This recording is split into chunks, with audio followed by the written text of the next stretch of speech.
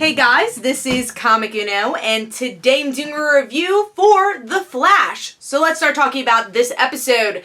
So here we get to see finally a centric episode on Caitlin, and she's trying to figure out her abilities, goes to her mom where she does not have a very good relationship with her, and again, trying to figure out these powers, but you see that she's starting to have kind of a monster within type storyline, and her mom says, don't use these powers, they're bad, or else you're going to change.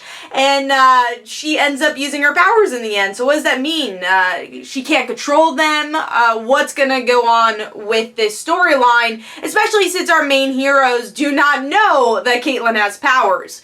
The other side of the story has to do with Barry kind of connecting with Tom Felton's character a little bit more, where they defeat this monster. It's like this Godzilla type monster, and we find out it's just a hologram from this kid that was being bullied, but it does make Tom Felton's character and Barry have a better relationship by the end and start to understand each other a little bit more. Some other side stories going on. There's some looming Joe West romance that Iris is trying to push for, just because Iris didn't really have a role here, so she just kind of said, hey, Dad, get a date. And then you have H.R. Wells, who is a con man, and Cisco realizes that, but he's able to talk himself up a bit more, where the team's like, all right, you can stay for a couple more weeks, and we'll see how you do. So what did I think of the episode overall? Honestly, I was a bit underwhelmed with this episode. I was looking forward to it a lot because, again, just very happy that Caitlin's being utilized as a character. And that part of the episode was okay. I liked it. I think it was definitely the strongest part of the episode. Still think they could do a little bit more with it. I definitely like the relationship between Caitlin and her mom. I think it's very interesting and how cold of a person she is. And Susan Walters just does a great job at motherly figures on television. Teen Wolf, Vampire Diaries, now Flash. So hopefully we get to see more of her, and just this whole Caitlin story expand a bit more. I'm sure once we get to see that story build up more, it's going to become really interesting, where it's already building up a bit and is an interesting storyline. I'm, again, just really happy they're starting to do something with Caitlin, especially the connection with Killer Frost. Now, the one problem the bigger problem I have with this episode is the newer characters, and I compare it to like Supergirl, because in so many ways Supergirl is doing this right, where they introduce these new characters because of the change of the network, because some characters have left, but they feel organic, they feel like they have a purpose in the show. But then you change onto Flash, and the newer characters are fun, but I don't know if they have a purpose on the show. And the new characters are Tom Felton's character and H.R. Wells.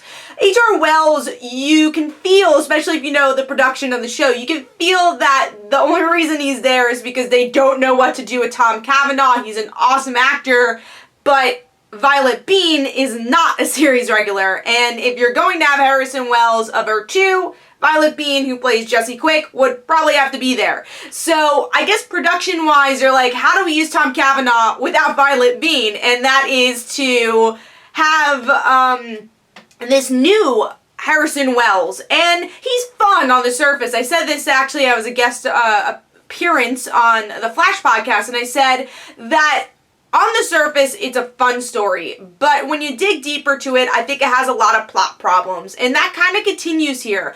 Surface, so much fun. You get to see some banter with him, with Cisco, with Barry, but what are you doing with this character? And that's the worry, and it just kind of feels like this filler gap here. So, comedy good, plot purposes, I don't know. And that makes me move on to Tom Felton's character, a character I've enjoyed the dynamic between Barry and Tom Felton's character, but I don't know his purpose. There's so many friends that Barry has, so is he a friend? Is he not? Is he trying to take the place of Eddie from season 1? Do we really need that type of character? So even though I had fun with the character here, and we get to see some depth from him, which I was very happy about, it doesn't really confirm that he really has a place on the show yet, or what they're really doing with the character besides that he's Tom Felton. So that's kind of a stumble this episode has. But I will say the villain of the week was intriguing for this episode. It didn't blow my mind, but if you like literally the monster of the week, you get that here with a little twist in the end. So kind of feels procedural in a lot of ways where you have your regular things going on, but then you have this random monster you have to fight. So I liked that for the most part. It probably is a forgettable villain, but they did more with it than I expected. I thought it was just going to be kind of a hit and run type character.